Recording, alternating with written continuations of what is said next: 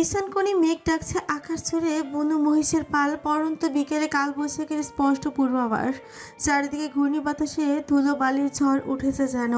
তবে তকতকে পিচ ঢালা fort aired আর সুসজ্জিত বাগান বিলাসের প্রাচীর পেরিয়ে সেই ধুলোবালির ঝড় খুব একটা প্রবেশ করতে পারে না কৃতিককুঞ্জের আলিশান বাড়িতে। ফ্রন্ট ইয়ার্ডের ছোট্ট লেকের পাশ ঘেঁষে যে গোলাকার বৈঠকখানা বাঁধানো, সেখানে চালাপালা নিয়ে দলের মিটিংয়ে ব্যস্ত সময় পার করছে রেজা। ঢাকা দক্ষিণের সহ সভাপতির পদ লাভ করার পর থেকে ভারী ব্যস্ততার মধ্য দিয়ে কাটে রেজার সময়কাল।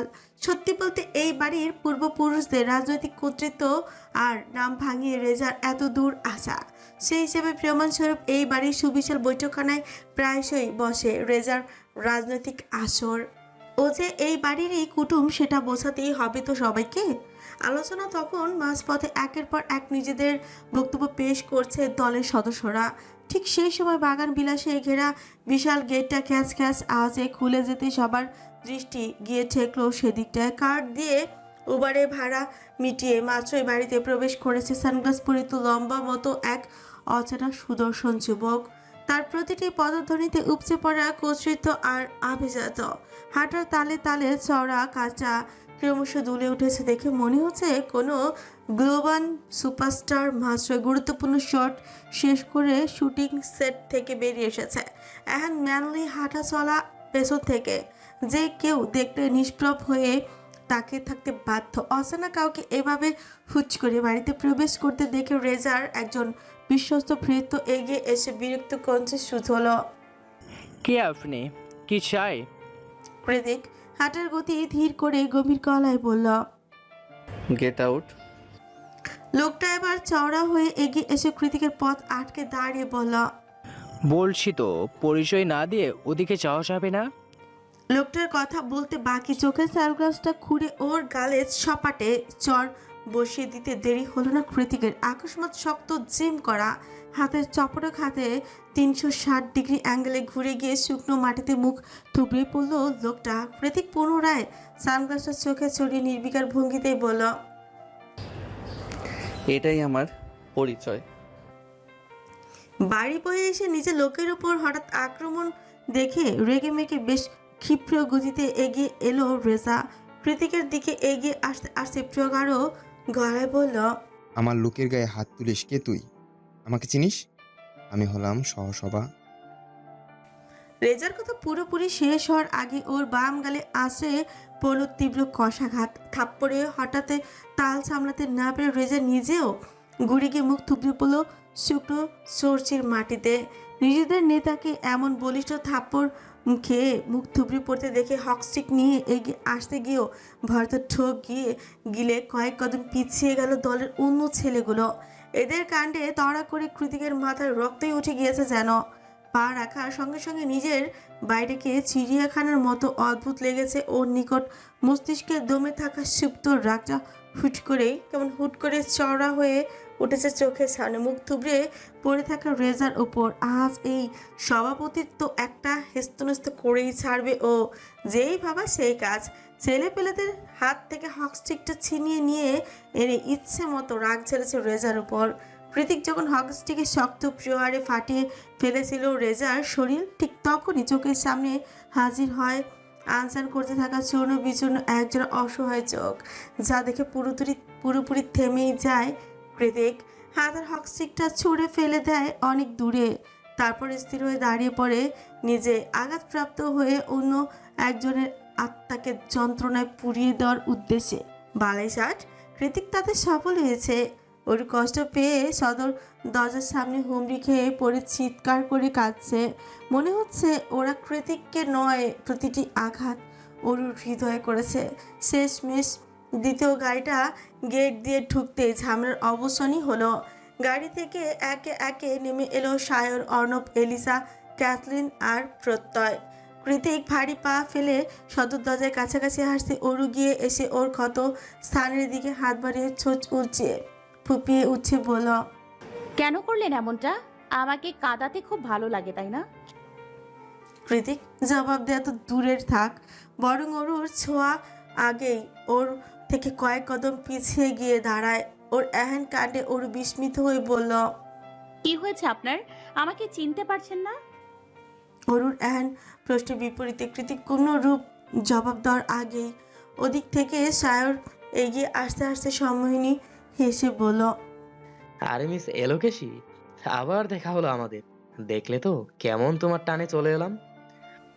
কথায় কথায় সার খেয়ালই করে কৃতিক যে ওর দিকেই তখন থেকে অগ্নি দৃষ্টিতে তাকিয়েছে। যখন খেয়াল করলো তখন সঙ্গে সঙ্গে গলা খাদে নামিয়ে কাচুমাচু করে মিকি হেসে বলল। না মানে তোমাদের দেশের মানুষের টানে। কি ভালো মানুষ তোমরা বাবা গো। আসার সঙ্গে সঙ্গে কেমন মারামারি দিয়ে আপ্যায়ন করে নিলে। তাই না জেকে? কৃতিক একইভাবে দাঁড়িয়ে আছে। ওদিকে এলিসা এগিয়ে এসে অরুকে দেখা মাত্র চমকে উঠে বলল। শরীরের একই হাল হয়েছে তোমার ওরও? খাওয়া দাওয়া করো না নাকি? এভাবে শুকিয়ে গেলে কেন? এলিসার কথায় মাথায় কৃতিক সাবধানে আর চোখে একবার আগাগোড়া পরক করলো। ওদিকে অরু কারো কথার কোনোরূপ উত্তর না দিয়ে চোখ মুছতে মুছতে দৌড়ে অন্দরমহলের দিকে চলে গেল। অরু চলে গেলে সার হতবিহ্বল মুখে সেদিকে তাকিয়ে বলল। আরে এত দূর থেকে এলাম, একটুখানি ওয়েলকাম না করে এভাবে দাঁড় করিয়ে রেখে দৌড়ে চলে গেল। এলিসা এক পলক কৃতিককে পরক করলো যে সেই কখন থেকে একইভাবে অরু যাওয়ার পানে চেয়ে আছে, আর কোনো দিকে নজর নেই বললেই চলে। একটা চাপা দীর্ঘশ্বাস ছেড়ে কৃতিকের থেকে দৃষ্টি সরিয়ে সায়রের হাত ধরে ভেতরে যেতে এলিসা বলে। স্বামী স্ত্রীর মান অভিমানের পালা চলছে এখানে। চল ভেতরে যাই, এমনিতেও আমাদের ওয়েলকাম করার মতো কেউ নেই। সায়র ফ্রিকুজকে ভেতরে যেতে যেতে গম্ভীর মুখে বলল। হ্যাঁ তা তো থাকবেই না, বাড়ির মালিককে দেখতে হবে না? এক নম্বরের হিটলার। আলিশান মহলে বসার ঘরে কয়েক ইঞ্চি গা দাবিয়ে দেওয়া নরম গদিতে বসে আছে সবাই। কৃতিক যেন সেই তখন থেকে পায়ের উপর পা তুলে স্মোক করছে। প্রত্যয় চারিদিকে চোখ ঘুরে পুরো বসার ঘর পর্যবেক্ষণ করে মনে মনে বলল। কৃতিক ভাই শুধু শুধু টেনে হিচড়ে দেশে নিয়ে এলো, যার জন্য দেশে আসলাম সেই তো নেই। ওর ভাবনার ছেদ ঘটিয়ে কৃতিক ডেকেও বলে। আমার কয়েকটা আর্জেন্ট বাইক লাগবে প্রত্যয়। কোন ব্র্যান্ডেরগুলো ইউজ করি তা তো জানোই। বাইরের গ্যারেজটা পরিষ্কার করার ব্যবস্থা করো। আর হ্যাঁ, আমার রুমে একটা গেমিং মনিটর পাঠিয়ে দিও মনে করে। সায়র 360 ডিগ্রি অ্যাঙ্গেলে চারিদিকে এক ঝলক চোখ ঘুরিয়ে বলল। ভাই এটা বাড়ি নাকি রাজপ্রাসাদ? সব কিছুতেই কেমন আভিজাত্যের ছোঁয়া। সায়রের তালে তাল মিলিয়ে এলিসাও বলে উঠে। Really JK, it's amazing. Your family has very good taste. ওদের থেকে কিছুটা দূরত্বে ডাইনিং এর কাছে দাঁড়িয়ে জাহানারা আর রূপা হা করে ওদের কথা গেলছে। এক পর্যায়ে রূপা তো তবদা খেয়ে বলল। মা দেখো কি সুন্দর সুন্দর ছেলে, সব বিদেশি। জাহানারার চোখ চিকচিক করে উঠল মেয়ের কথায়। তিনি আবেগ সামলাতে না পেরে এলিসাকে দেখিয়েই বললেন। ছেলে বাদ দে, ওই মেয়েটাকে দেখ কি সুন্দর। এরকম একটা মেয়ে যদি আমার বেটার বউ হতো। জাহানারার মুখ থেকে কথাটা বের হওয়ার সঙ্গে সঙ্গে কি কথায় কথায় যেন অর্ণব এগিয়ে গিয়ে এলিসার ঠোঁটে একসাথে কয়েকটা চুমু খেলো। সবার সামনে সেই চুমুতে আবার পুরো দস্তর সায় দিল এলিসা। যা দেখে এই মুহূর্তে জাহানারা ভিমড়ি খাওয়ার উপক্রম। তিনি মেয়ের হাত দুটো ধরে হাসপাস করে উঠে বললেন। রূপারে আমাকে একটু ধর।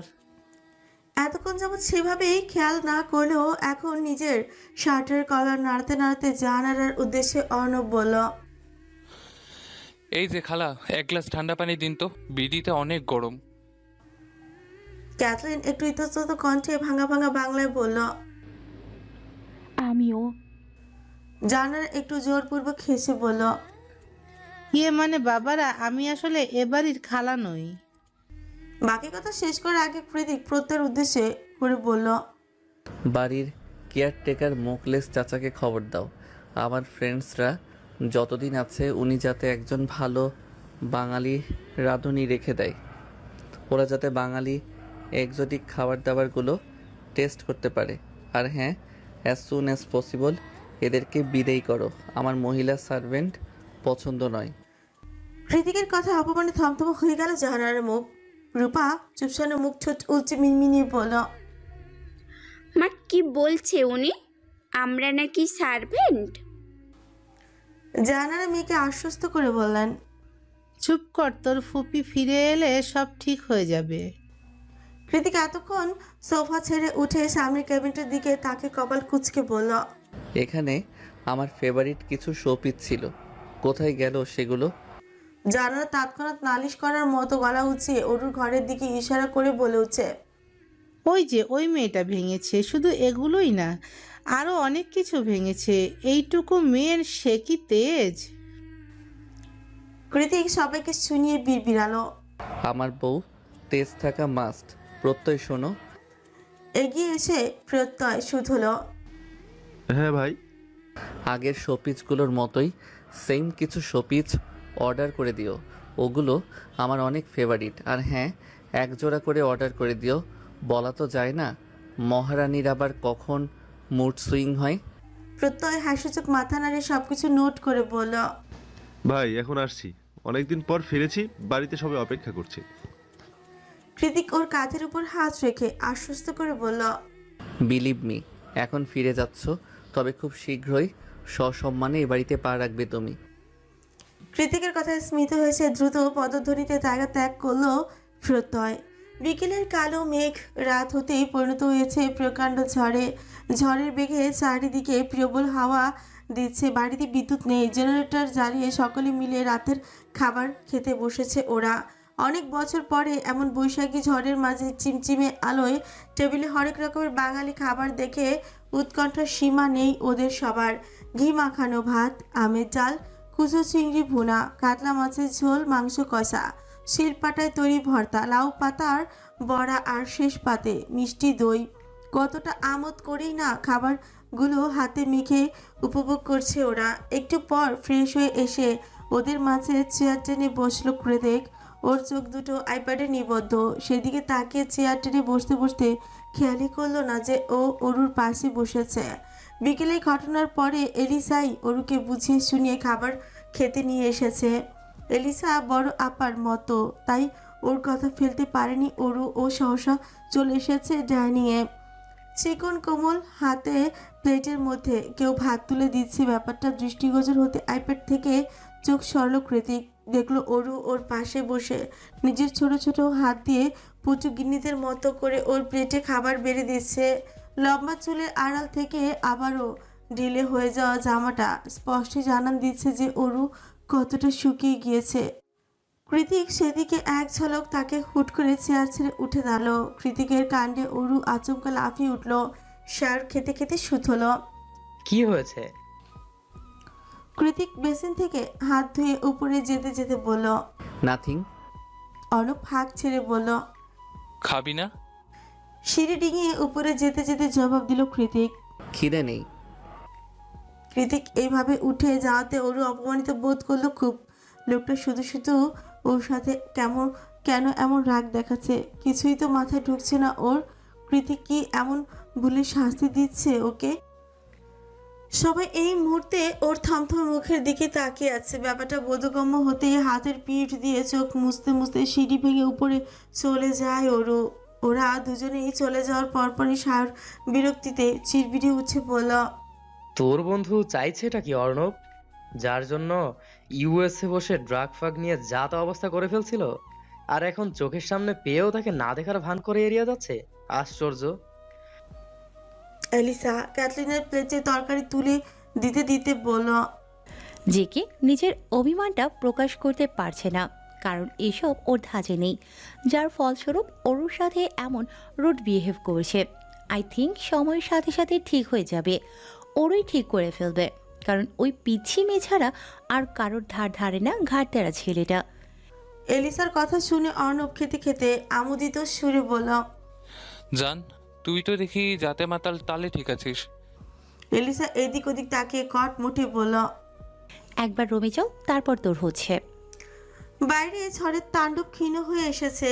মেঘে ভেজা শীতল বাতাসে দুলদুল করছে চারিপাশ। অন্ধকারে দৌড়াতে দৌড়াতে চিলেকোঠা অবধি চলে এসেছে ওরু। বিদ্যুৎ নেই, তার উপর দমকা, তাই অন্ধকারটা একটু বেশি মনে হচ্ছে। অরু যখন চিলেকোঠার ঘরের সামনে এসে হাঁটু ভেঙে বসে তাতে মুখ গুজিয়ে ফুপিয়ে কেঁদে উঠলো, তখনই নাকে এসে সুরসুরি দিল চেনা পরিচিত ম্যানলি স্যান্ডালউড পারফিউম সুকসান। এই সুকসানটা ওর বেশ পরিচিত, শুধু পরিচিত বললে ভুল হবে। একটা সময় এই সুকসানে মিলেমিশে একাকার হয়ে উঠেছিল ওর শরীর। প্রথম নারী সত্তার বিসর্জন হয়েছিল সেই সুকসানযুক্ত পুরুষের হাতেই। আর এখন এই অন্ধকার চিলেকোঠায় আবারও স্যান্ডালউড পারফিউমের সুকসানে মাতোয়ারা হয়ে ফোপাতে ফোপাতে এদিক ওদিক চোখ বোলাতে অরু দেখলো মানুষটাকে। অন্ধকারের মাঝে ট্রাউজার পকেটে হাত গুজে নির্বিঘ্নে নিকোটিনের ধোঁয়া ওড়াচ্ছে কৃতিক। কৃতিককে দেখতে পেয়ে অরু চট করে উঠে দাঁড়িয়ে শক্ত গলায় বলল, আমাকে এভাবে কষ্ট দেওয়ার জন্যই বুঝি 1000 মাইল দূরে থেকে বাড়ি বয়ে এসেছেন? কৃতিক কোনো প্রকার জবাব দিল না। কৃতিকের নীরবতা অরুর মস্তিষ্কে টক বগিয়ে উঠল। ও দু কদম এগিয়ে এসে ঝাঁঝালো কণ্ঠে বলল, কথা বলতে ইচ্ছা করছে না, তাই তো? কৃতিক এবারও নিশ্চুপ। অরু এবার পেছন থেকে কৃতিকের টি শার্টটা খামচে টেনে ধরে চেঁচিয়ে উঠে বলল, এতই যদি অপছন্দ আমাকে, তাহলে ডিভোর্স দিয়ে দিলেই তো পারেন। শুধু শুধু কেন এভাবে নরক যন্ত্রণা দিচ্ছেন? কৃতিক এবার সিগারেটটা পায়ে পিষে অরুর দিকে তাকিয়ে তাচ্ছিলের হাসি দিয়ে বলল, কলিজায় সাহসটা খুব বেড়ে গিয়েছে দেখছি। এখনই ডিভোর্স চাওয়া শিখে গেছিস। ডিভোর্স শব্দটা উচ্চারণ করতে একবারও বুক কাঁপলো না তোর? এই কথার জন্য তোর কি হাল করব আমি, সেটা একবারও কল্পনা করেছিস? কৃতিকের শান্ত মসৃণ অথচ প্রাণ নাশকারী হুমকির ন্যায় ধারালো কথায় শুকনো ঢোক গিলে দু কদম পিছিয়ে গেল অরু। পেছাতে পেছাতে নির্হারা ব্যর্থ পাখির ন্যায় আহত কণ্ঠে বলল, আপনাকে ভালোবাসাটা যে এত যন্ত্রণার, তা আগে জানা ছিল না আমার।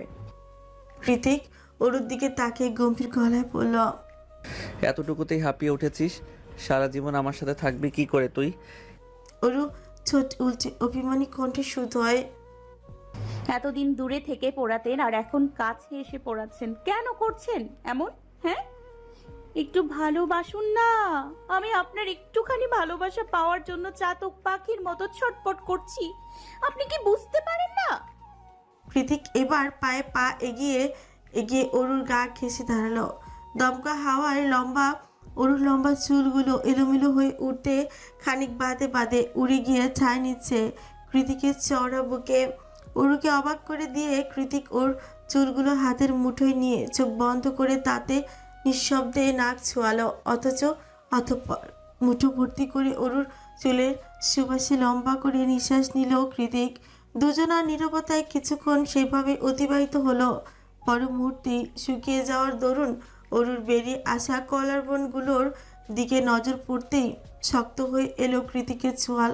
ও তৎক্ষণাৎ অরুকে ধাক্কা দিয়ে দূরে সরিয়ে গটগটির নিচে যেতে যেতে বলল, ইউ ডিজার্ভ ইট। কাক ডাকা ভোরে ঘুম ভেঙেছে শায়রের। সকাল সকাল ঘুম ভাঙার অভ্যাস না থাকলেও ইউএসএ বাংলাদেশের সময়ের তারতম্যর কারণে রাতে সেভাবে ঘুম হয়নি ওর।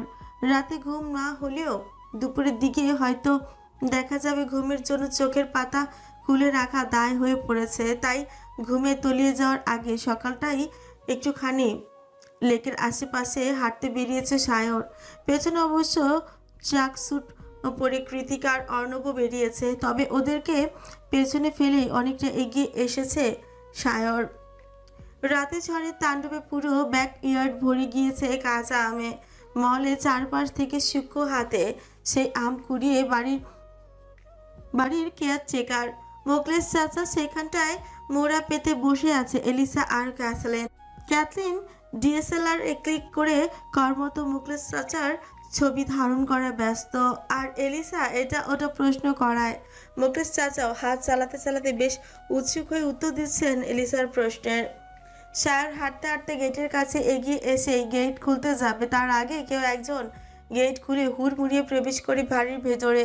হুট করে প্রবেশ করায় দুজনার একজনও ঠিকমতো ছাওয়ার করতেই পারেনি। অগত্যা টাইম টেবিল মিলে যাওয়ায় আগন্তুক তাল সামলাতে না পেরে হুমড়ি খেয়ে পড়লো শায়রের কোলে। শায়রও সিনেমার হিরোদের মতোই দক্ষ হাতে ধরে ফেললো তাকে, ঠিক যেন বল নাচের সেই বিখ্যাত পোজ। আগন্তুকের বিস্ময়ে বড় বড় হয়ে যায় মার্বেলের মতো চোখের দিকে তাকিয়ে যেন কবি বনে গেল সায়র। হুট করে সুর ধরে বলে উঠল, এই কাক ডাকা ভোরে পদ ভুলে আমার মনের অভয়ারণ্যে এসে উষ্টা খেয়ে পড়ে গেলে। কে তুমি অবলা নারী? সায়রের কথায় বিরক্তিতে চোখ মুখ কুচকে ফেলল নীলিমা। তড়িঘড়ি করে পাগল লোকটার কাছ থেকে নিজেকে ছাড়িয়ে জামা কাপড় ঠিক করতে করতে নীলিমা বলল, কান খুলে শুনুন বদমাস পুরুষ, আমি মোটেও অবলা নারী নই।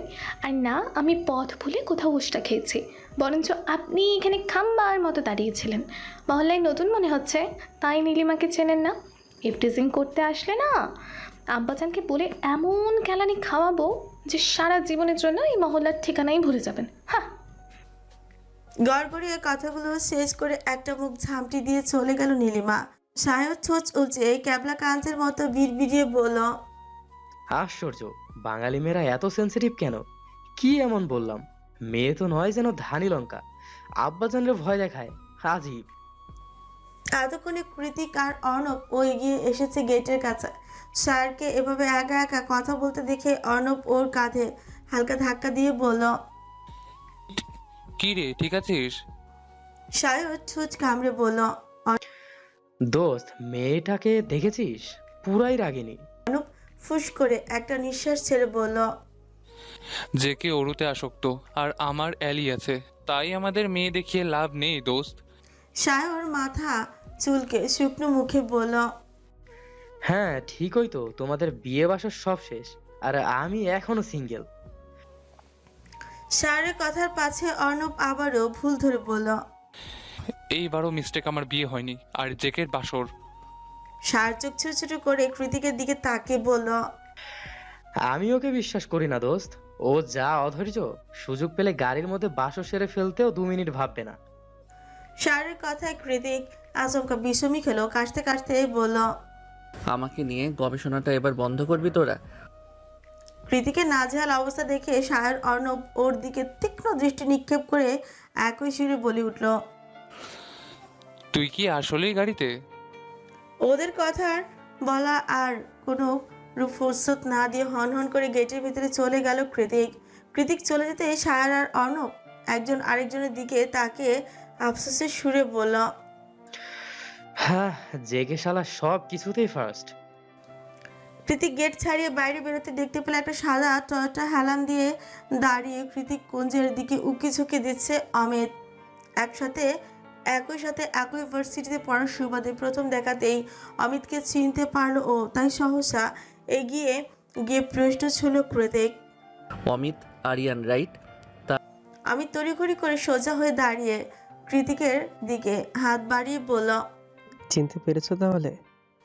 কৃতিক একটু ইতস্তত করে হাত মিলিয়ে বলল, আমার বাড়ির সামনে কি করছো? অমিত মৃদু হেসে বলল, তোমার বোনের জন্য ওয়েট করছিলাম।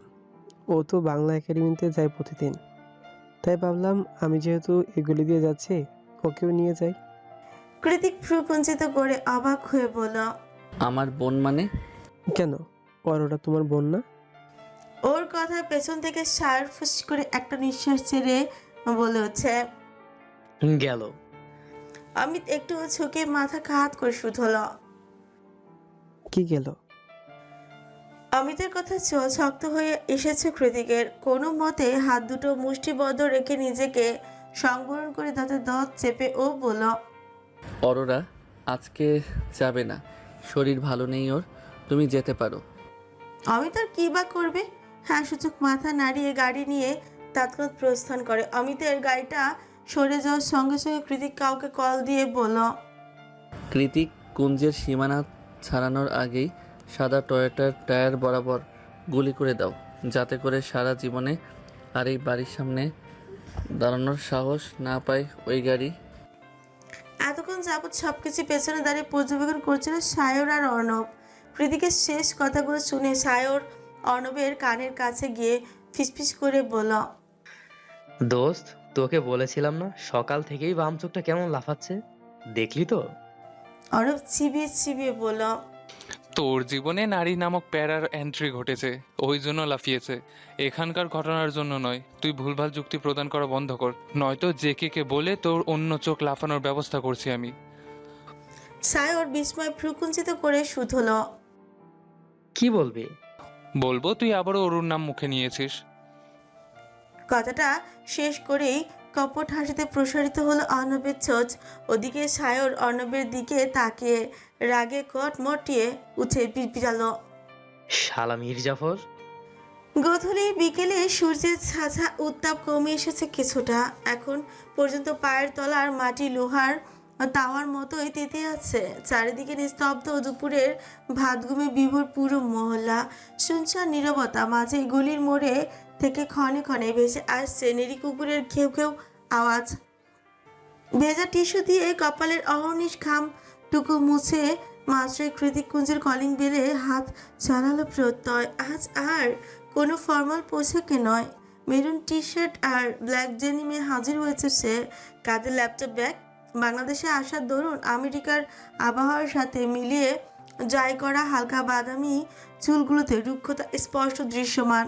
চোখের চশমাটাও আঙুল দিয়ে ঠেলে দরজার বাইরে দাঁড়িয়ে পেছনে নিজের পছন্দের স্টাইলিশ চুলগুলোতে হাত বোলালো প্রত্যয়।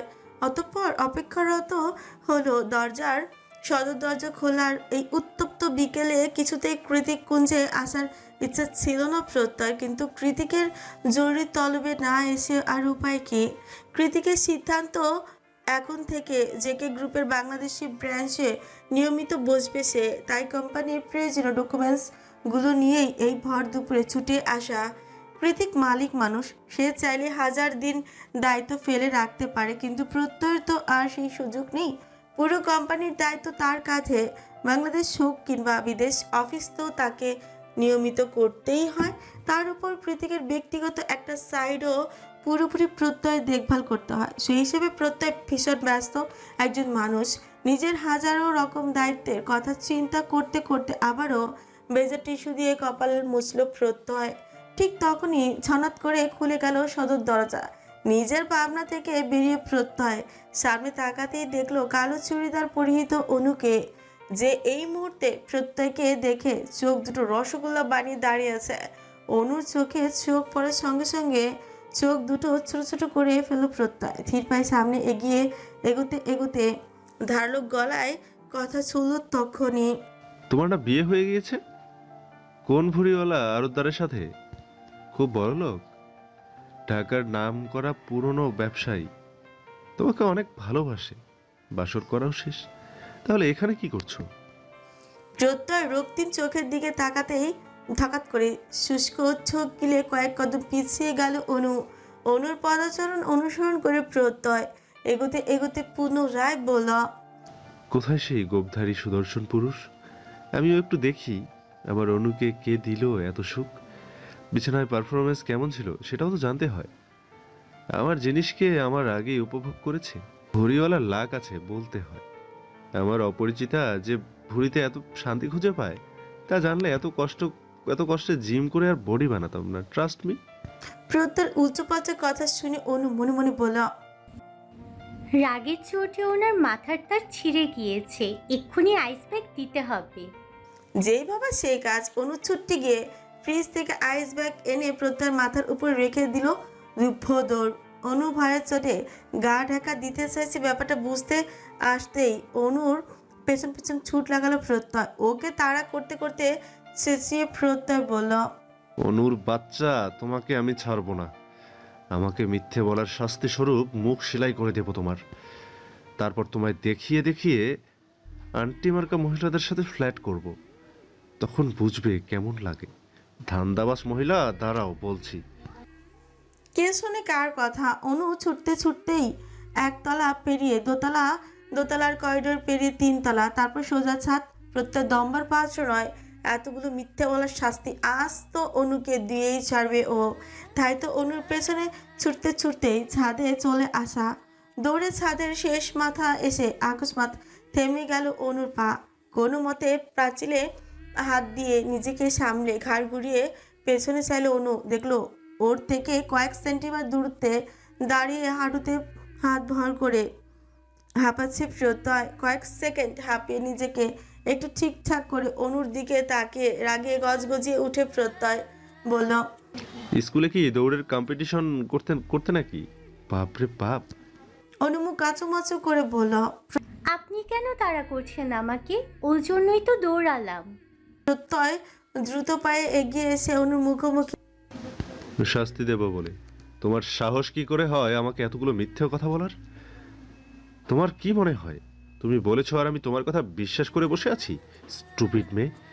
সব সময় প্রশ্রয় দিয়েছি, কথার প্রাধান্য দিয়েছি, তাই বলে যা খুশি তাই বলবে? আমার ইমোশন নিয়ে খেলবে? Speak up. অনুর কাঁধে ঝাঁকে চেঁচিয়ে উঠল প্রত্যয়। প্রত্যয় প্রচণ্ড রেগে আছে।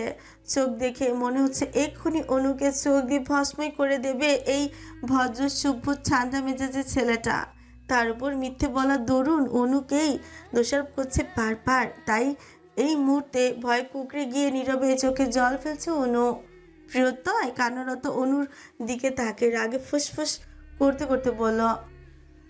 তোমাকে আমি ম্যাচিউর ভাবতাম অনু, সবসময় বিশ্বাস ছিল তুমি সব কিছু ম্যাচিউরিটি দিয়ে হ্যান্ডেল করবে আমাদের সম্পর্কটাকেও। আচ্ছা, আমাদের সম্পর্কটাকেও। কিন্তু না, একটুখানি সাময়িক টানাপোড়েনে তুমি আমাকে জাস্ট 1-2তে দূরে সরিয়ে দিলে। এ নিয়ে বিনিয়ে নিজের মিথ্যে বিয়ের কাহিনী শোনালে, তারপর বললে আমাকে ভুলে যান। How silly! এটা কি বাংলা সিনেমা পেয়েছো? অনু ফোপাতে ফোপাতে সামান্য গলা ভিজিয়ে উঠিয়ে বলল। আসলে পরিস্থিতি। ফাক ইওর পরিস্থিতি। ভালো কিভাবে বাঁচতে হয় নিজের বোনকে দেখে শেখো। কৃতিক ভাই এসেছে শব্দ কথা বলতো, দূর থেকে অভিমান ফিরেও তাকাচ্ছে না ওর দিকে, তবুও চুপচাপ সহ্য করেছে মেয়েটা। কেন জানো? কারণ ও সত্যিকারের ভালোবেসেছে। সত্যিকারের ভালোবাসায় পরিস্থিতির দোহাই দেওয়াটা একটু অজুহাত মাত্র। ভালোবাসায় যতটা সুখ ঠিক ততটাই যন্ত্রণা। এই মাত্রাতিরিক্ত সুখ আর মাত্রাতিরিক্ত যন্ত্রণা দুটোকে সয়ে নিতে পারলে তবেই না তুমি সত্যিকারের ভালোবেসেছো। কিন্তু আফসোস, তুমি এসবের কিছুই জানো না, কিছুই বোঝো না। শুধু একটু আবেগের বশে বলে দিয়েছো সারা জীবন আমার সাথে থাকবে। আর একসাথে থাকাটা কি এতটাই সোজা? ফাক ইওর ম্যাচুরিটি। রেগে মেগে কথা শেষ করে হনহনিয়ে পিছু হাঁটে প্রত্যয়। সঙ্গে সঙ্গে পেছন থেকে ছুটে এসে ওকে শক্ত করে জাপটে ধরল অনু। অনুর কান্নারত তীব্র শরীরে ঝাঁকুনি পুরোপুরি অনুভব করতে পারছে প্রত্যয়। বৈশাখী বিকেলের উত্তাপের মাঝেও তৎক্ষণাৎ একটা নরম ভেজা অনুভূতিতে ছেয়ে গেল প্রত্যয় হৃদয় মন। এভাবে কিছুটা সময় অতিবাহিত হলে চোখ দুটো খেঁচে রেখে নিজেকে কিছুটা সামলে নিয়ে নরম স্বরে প্রত্যয় বলে। সরি অনু, মাথা ঠিক ছিল না, তাই তোমাকে একটু বেশি বকে ফেলেছি। কেঁদো না। অনু প্রত্যয়ের পিছে মাথা এলিয়ে দিয়ে এদিক ওদিক না সূচক মাথা নাড়িয়ে বলল। আমি সরি, খুব সরি। কোনো কিছু ভাবনা চিন্তা না করে, আপনার সাথে নিজের সমস্যা শেয়ার না করে, এভাবে এতগুলো মিথ্যে কথা বলে আপনাকে দূরে সরিয়ে দেওয়ার জন্য অজুহাত তৈরি করা আমার মোটেই ঠিক হয়নি। আমাকে কি ক্ষমা করা যায় না? শুধু একবার প্লিজ। যেখানে তুমি আমার কাছে অপরাধী নও, সেখানে ক্ষমা করার প্রশ্ন আসছে কোথা থেকে অপরিচিতা? অনু আবার চোখ তুলে তাকায় প্রত্যয়ের পানে, বোঝার চেষ্টা করে ওর কথার সারমর্ম। প্রত্যয় ঘুরে দাঁড়িয়ে অনুর চোখ মুছে দেয়, অতঃপর হিসিসে সুদ হয়। Can you feel it dear? Anu হিচকি টেনে বলে। কি ফিল করব? প্রত্যয় একই সুরে বলে। My love, you feel in love with me hardly, shamelessly, desperately and unconsciously. প্রত্যয়ের কথায় অনু লজ্জায় মিয়ে যায়, লতানো তরু ন্যায় মাথাটা নুইয়ে ফেলে তৎক্ষণাৎ। প্রত্যয় অনুর চিবুকে হাত দিয়ে মাথাটা একটু তুলে বলল। আর যদি কখনো কিছু লুকিয়েছো তাহলে সত্যি সত্যি তোমাকে আর ক্ষমা করব না আমি। অনু হিচকি তুলতে তুলতে না সূচক মাথা নাড়ল। প্রত্যয় ওকে দু হাতের বাহু ধরে আগলে ধরে তপ্ত গমগমের চমৎকার আওয়াজে বলল। আমি তোমার হৃদয়ের গোপন থেকে গোপনীয় কথাটাও জানতে চাই অনু। হতে চাই তোমার সুখের সন্ধি আর দুঃখের পিছুটান। আমার নীড়ে তুমি সর্বক্ষণ ভালোবাসায় অম্লান। বুড়িগঙ্গার পাড়ে নাতিশীতোষ বাতাসের সাথে সাথে তখনও ভেসে আসছিল বেসুরে দুটো গানের লাইন।